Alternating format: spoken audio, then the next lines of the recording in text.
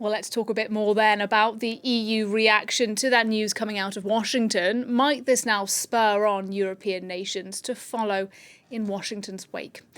Our Europe editor, Armen Georgian, with me to discuss that question now. So, Armen, first of all, how is the EU positioning itself at the moment?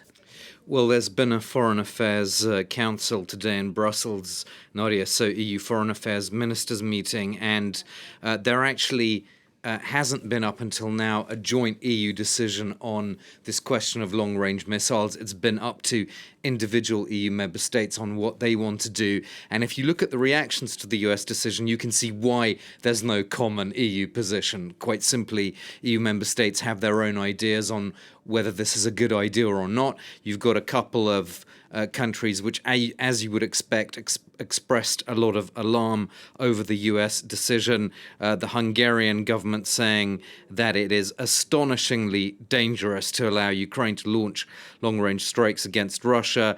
Robert Fico, then also the Prime Minister of Slovakia, saying the US decision is an unprecedented escalation and an attempt to sabotage the peace talks that Donald Trump will no doubt try to hold. If we take France and Germany, you've got some nuances there as well, Nadia.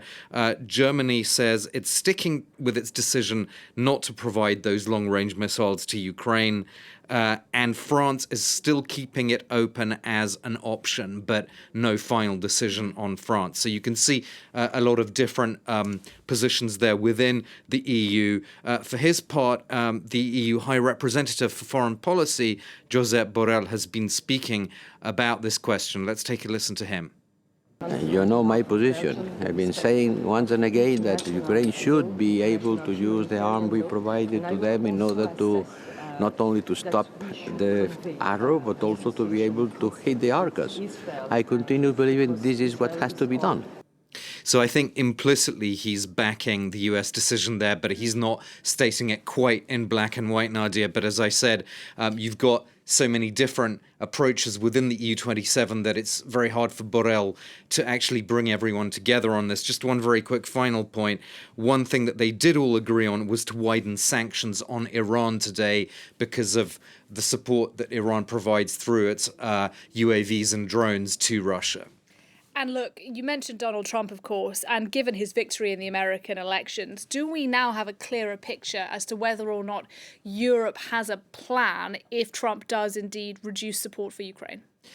Well, I don't see any evidence of a new approach to Ukraine by the EU. I mean, since Donald Trump's victory, EU officials have simply been repeating the usual line about supporting Ukraine for as long as it takes. We'll have to see whether that actually holds up over the course of the next year. EU officials are pointing out that they are now using the windfall income on the frozen Russian assets to give this big loan to Ukraine of $50 billion. However, they also admit that they're very sort of behind effectively when it comes to weapons procurement in this, I should say, independence of Europe and strategic autonomy when it comes to weapons procurement, because 80% of this joint weapons procurement effort that the EU is doing, that is relying on sources outside the EU. So it's not actually stimulating much Europe's own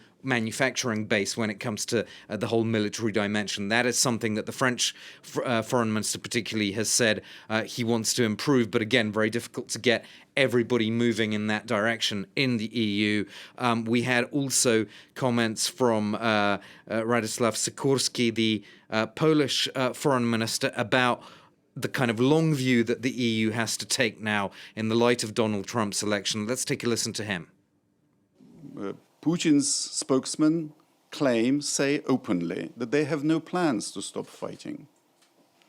So the question is whether we give Ukraine the means to continue resisting through 2025. The question before us is whether we improve Ukraine's negotiating position by sustaining her through next year, or we fail to do that.